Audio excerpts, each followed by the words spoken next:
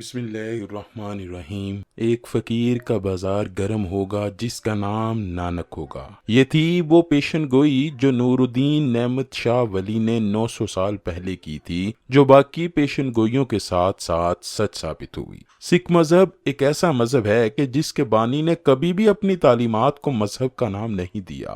یہ تو ان کی وفات کے بعد ان کے ماننے والے ہندوؤں نے سکھ کو ایک مذہب بنا لیا۔ پھر بھی انصاف یہی ہے کہ بابا گرو نانک کی تعلیمات فطرت سے قریب تر تھیں۔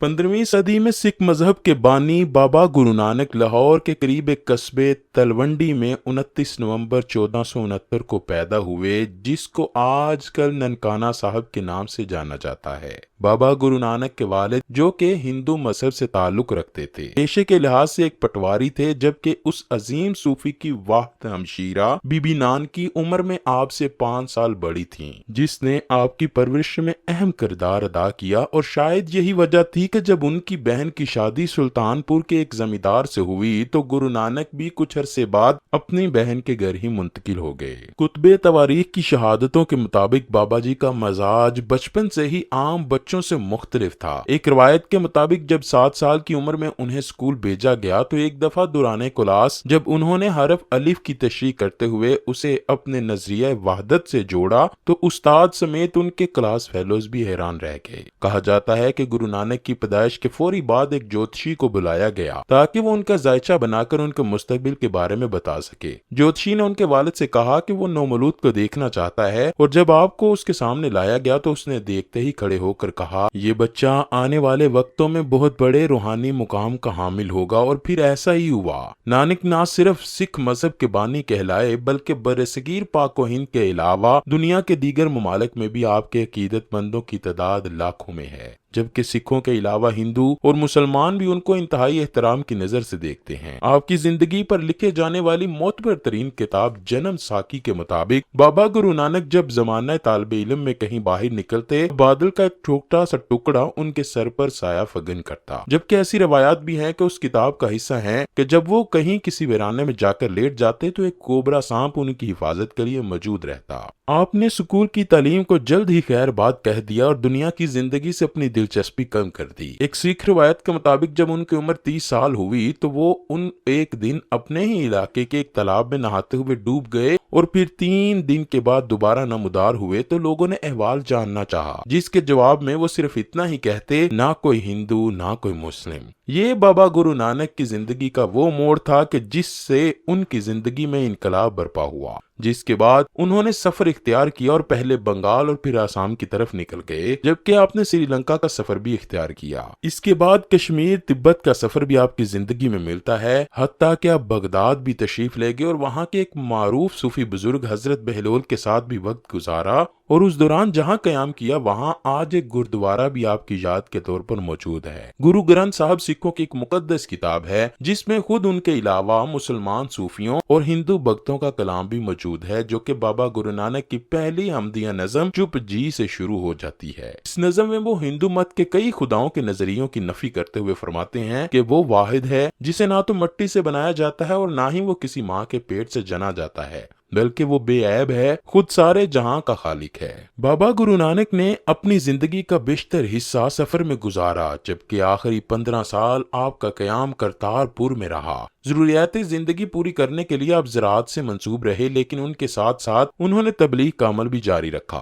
گرو نانک کو تعلیم دلوانے کا انتظام خود ان کے والد نے کیا تھا، اور انہیں ایک مسلمان معلم سید حسن کے ہاں بٹھایا تھا۔ سید حسن کو قطب الدین اور رکن الدین کے نام سے بھی پکارا جاتا ہے۔ سید حسن نے نانک کو ہونہار دیکھ کر ان کی تعلیم و تربیت میں کوئی کسر نہ چھوڑی، چنانچہ بچپن ہی سے گرو نانک اسلامی عقائد سے واقف ہو گئے، صوفیاء کرام کا کلام پڑھنے لگے اور اس کا پنجابی میں ترجمہ کرتے، اور بابا گرو نانک نے ہمارے پیارے آقا حضرت محمد صلی اللہ علیہ وآلہ وسلم کی شان اقدس میں اشعار بھی لکھے۔ ان کا اہتمام کے ساتھ مکہ مکرمہ جانا بھی اس بات کی دلیل ہے کہ وہ اسلام سے متاثر تھے، مگر چونکہ وہ زمانے سے الگ فکر کے مالک تھے جن کو اس وقت کوئی نہ سمجھ سکا۔ آغاز میں گرو نانک نواب دولت خان کے ہاں مال زکات کے منشی مقرر ہوئے تھے۔ 30 سال کی عمر میں نہ صرف ملازمت چھوڑ دی تھی بلکہ گھر بار کو بھی خیر بات کہا اور سیر و سیاحت شروع کر دی۔ ہندوستان، لنکا، ایران، عرب کے سفر کیے اور 40 سال تک ان ملکوں میں مقدس مقامات کی زیارتیں کی۔ حضرت بو علی قلندر پانی پتی کے پاس ایک مدت سے رہے۔ ملتان کے مشہور بزرگ حضرت بہاؤالدین ذکریہ ملتانی کے مزار پر حاضری دی۔ حضرت غوث الاعظم شیخ عبد القادر جیلانی اور حضرت مراد کے مزارات پر چلہ کشی کی۔ شہر کے باہر جنوب مغرب میں قبرستان سے ملحقہ 4 دیواری میں آج بھی آپ کا چلہ مروجہ خلائق ہے۔ اجمیر شریف میں حضرت خواجہ معین الدین کے مزار پر 40 دن چلہ کیا۔ بمقام سرسا حضرت شاہ عبد الشکور کی خانقاہ پر 40 دن ٹھہرے۔ اس خلوت خانے کا نام آج بھی چلہ بابا نانک ہے۔ حسن ابدال ضلع اٹک کی پہاڑی پر حضرت بابا ولی کنداری کی بیٹھک پر حاضر ہوئے اور وہاں پر ٹھہرے۔ پاک پتن شریف میں حضرت شیخ فرید الدین گنج شکر کے مزار پر حاضری دی۔ حضرت ابراہیم فرید چشتی جو حضرت بابا فرید الدین گنج شکر کی 12ویں پوچھ سے تھے کی تعلیم سے بے حد متاثر تھے۔ گرو نانک کے کلام کے مجموعہ کا نام گرنتھ صاحب ہے جو حضرت ابراہیم فرید چشتی کی شاعری سے لبریز ہے۔ بعض کا خیال ہے کہ یہ بھی حضرت بابا فرید الدین گنج شکر کا کلام ہی ہے جس کے ہر شعر کے آخر میں فرید تخلص آیا ہے۔ گرو نانک کا ورد ہمیشہ ہو رہا۔ آپ پر ایک ایسا وقت بھی آیا کہ آپ عالم استغراق میں چلے گئے جس کی وجہ سے نماز روزے کی پابندی بھی نہ کر سکے اور نہ ہی آپ کو حجامت بنوانے کا ہوش رہا۔ چنانچہ آپ کے پیروکاروں نے بھی نماز روزے کی پابندی کو ضروری نہ سمجھا اور حجامت کو بھی بالکل ترک کر دیا۔ ناظرین گرامی، یہاں سے ہی ہندوؤں کے ایک الگ تھلگ ایک نئے فرقے سکھوں کی بنیاد پڑی۔ سکھ حضرات یہ تسلیم کرتے ہیں کہ بابا گرو نانک حج بیت اللہ کے لیے مکہ مکرمہ بھی گئے تھے۔ بعد ازاں بغداد شریف حضرت غوث الاعظم شیخ عبد القادر جیلانی کی بارگاہ پر بھی حاضر ہوئے۔ گرو نانک نے اپنی زندگی کے آخری حصے میں دریائے راوی کے کنارے کرتارپور کا ایک قصبہ آباد کیا جو آج کل تحصیل شکرگر میں دربار صاحب کے نام سے مشہور ہے، اور اپنے گھر کے متصل ایک مسجد تعمیر کروائی اور اس میں نماز پڑھانے کے لیے ایک امام بھی مقرر کیا۔ بابا گرو نانک اسلامی عبادات، نماز، روزہ، زکوٰۃ، حج اور کلمہ طیبہ و اذان کی حقانیت اور اہمیت سے بخوبی آگاہ تھے۔ اللہ رب العزت کی وحدانیت اور پیغمبر اسلام نبی آخر الزماں حضرت محمد کی رسالت پر کامل اعتقاد رکھتے تھے۔ مصور پاکستان ڈاکٹر محمد علامہ اقبال نے گرو نانک کے پیغام توحید کی کیفیت کو یوں واضح کیا: پھر اٹھی آخر صدا توحید کی پنجاب سے، ہند کو ایک مرد کامل نے جگایا خواب سے۔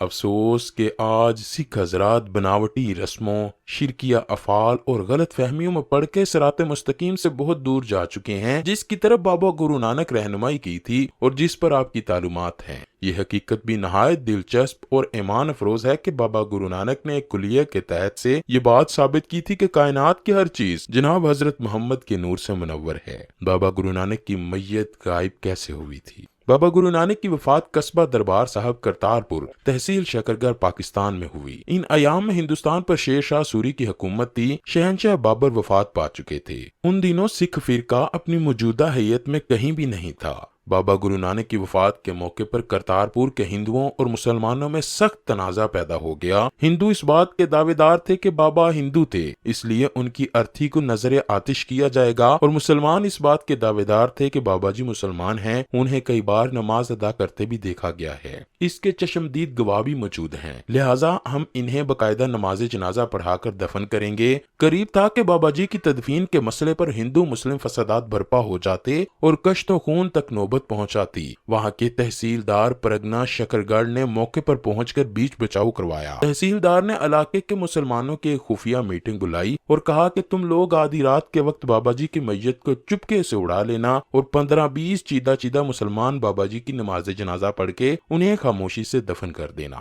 تعلقہ دارہ یعنی تحصیلدار نے تجویز پیش کی کہ صبح کے وقت یہ معطر ریشمی چادر چارپائی پر ڈال دیں اور شور مچا دیں کہ بابا جی کی میت کو پرماتما نے آکاش پر بلا لیا ہے اور یہ معطر چادر بھیج دی ہے۔ اس چادر کو 2 ٹکڑے کر کے ہندو اور مسلمان آپس میں بانٹ لیں، مسلمان چادر کو دفن کر دیں اور ہندو اسے نظر آتش کر دیں گے۔ چنانچہ ایسا ہی ہوا۔ تحصیلدار پرگنا شکرگڑھ کی یہ سکیم کامیاب رہی۔ ہندوؤں کو علم بھی نہ ہوا کہ بابا گرو نانک دفنا دیے گئے ہیں، لیکن اس واقعے کی کوئی سند ہمیں باوجود کوشش کے میسر نہیں آ سکی۔ البتہ تاریخی حوالوں کے مطابق بابا گرو نانک 22 ستمبر 1539 کو اس دنیا سے منہ موڑ گئے، اور اب تک ان کے جنم دن کے موقع پر ان کی جنم بھومی یعنی ننکانہ صاحب میں ان کے عرس کا اہتمام کیا جاتا ہے، جس میں بھارت کے علاوہ برطانیہ، Canada, Malaysia, Singapore, Thailand, امریکہ اور یورپ کے دیگر کئی ممالک سے سکھ پاکستان میں آ کر ننکانہ صاحب میں اپنی عقیدتوں کا اظہار کرتے ہیں، جبکہ اس کے علاوہ سکھوں کا ایک اور مقدس مقام بھی پاکستان میں پنجہ صاحب ہے جو کہ ضلع حسن ابدال میں موجود ہے۔ जिसको 1823 में पंजाब के हुक्मरान सरदार हरि सिंह ने तमीर करवाया था, जहां एक ऐसा पत्थर मौजूद है जिस पर बाबा जी के हाथ का निशान चस्पा है और इसी वजह से इस मुकाम को पंजा साहब भी कहा जाता है। इसके बारे में एक रवायत मशहूर है कि इसके पास एक पहाड़ी पर एक मुसलमान सूफी बाबा कंधारी बैठा करते थे, जिन्होंने बुलंदी से इस तरफ को नीचे एक पत्थर फेंका, लेकिन बाबा गुरु नानक ने अपने हाथ से उस पत्थर को रोका, जिससे आपके हाथ का निशान पत्थर पर पुख्ता हो गया और वो पत्थर आज भी वहां एक मुख्तलिफ कमरे में मौजूद है, जिसको सिख ज़ायरीन की आमद के मौके पर खोला जाता है।